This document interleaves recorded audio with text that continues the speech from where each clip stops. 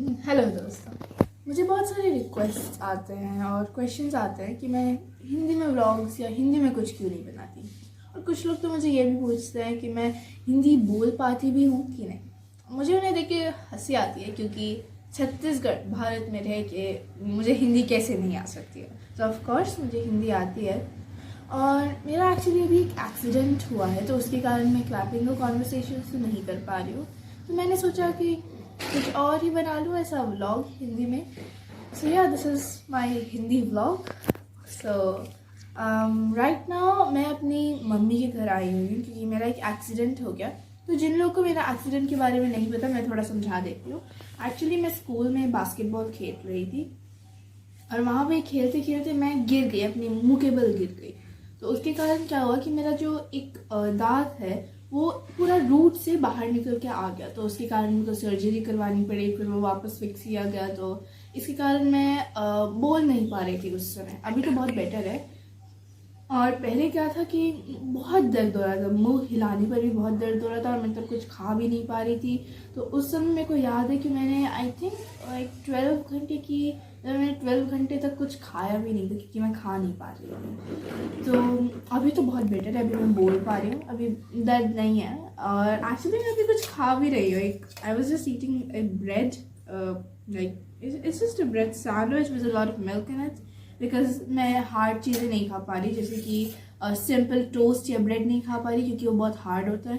तो वो मेरे दांत को हिला सकता है। एक्चुअली मेरा दांत अभी फिक्स नहीं हुआ है प्रॉपर्ली, अभी बस वो बांधा गया है एक तरह से। तो अगर वो हिलेगा, उस पर ज़्यादा इम्पैक्ट आएगा तो वो फिक्स नहीं होगा। तो इसलिए अभी सॉफ्ट चीज़ें ही खा रही। तो this is just bread with a lot of milk in it so that I can just swallow it. I don't even need to chew it. So that's what I'm eating right now. And I also have a cup of milk here. It's on the ground because I do not have any table to keep it on. Okay, so so I have come to my mom's place because why not? Actually, I'm not able to attend schools because the doctor told me not to. That's why I thought that let's just visit my mom's place. That is my mom's car, and those are a few chairs. And this is me. I really do not know what to do. I'm actually a little sad because I'm not able to go to school because the doctor told me not to. इसलिए मेरे बहुत सारे exams अभी हो रहे हैं। हमारे Monday test होते हैं वीकली बेसिस पे, तो वो मेरे मिस हो रहे हैं। और अभी हमें कुछ प्रोजेक्ट सबमिट करने पड़ते हैं। सो हर सब्जेक्ट में होते हैं, तो वो मेरे चल रहे हैं स्कूल में, पर मैं वो सबमिट नहीं कर पा रही हूँ।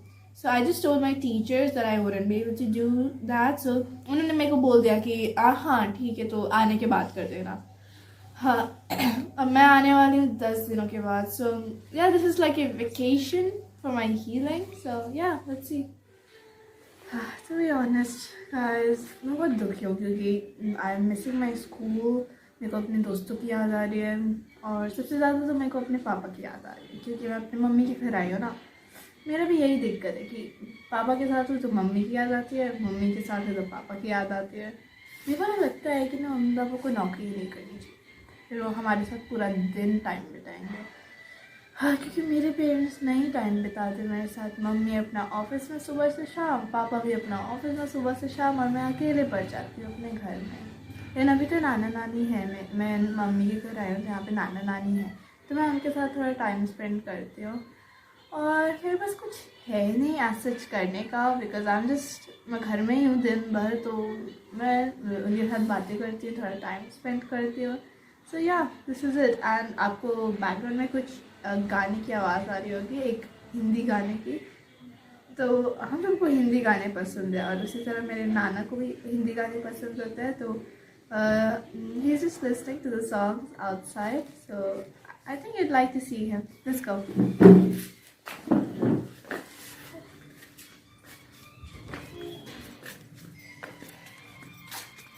ये मेरे नाना है। हाय बोलो, हाय।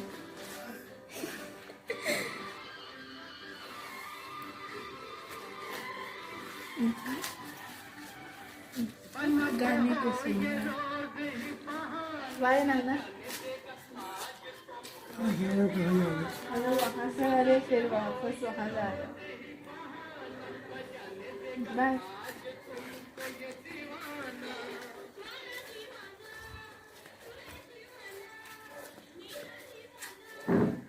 हाँ, मैं तो इसके बारे में बताना भूल गई। दीज आर बड़ी एंड मेरे को नहीं पता कि आप लोग इसे क्या बोलते हैं, पर हम लोग तो इसे बड़ी बोलते हैं। और ये प्रिपेयर किए गए हैं, हम लोग खाने में डाल के खाते हैं। It's mostly added in the sabzi, like the sabzi of kela and everything. It tastes good, I really like it. So let's go back. Okay, तो जब हम खाली रहते हैं तो हमें बहुत सारी पुरानी चीज़ों की याद आती है। तो मुझे भी अभी एक बहुत पुरानी सी बात की याद आ रही है। मुझे ना अलेक्जेंडर की बहुत याद आ रही है।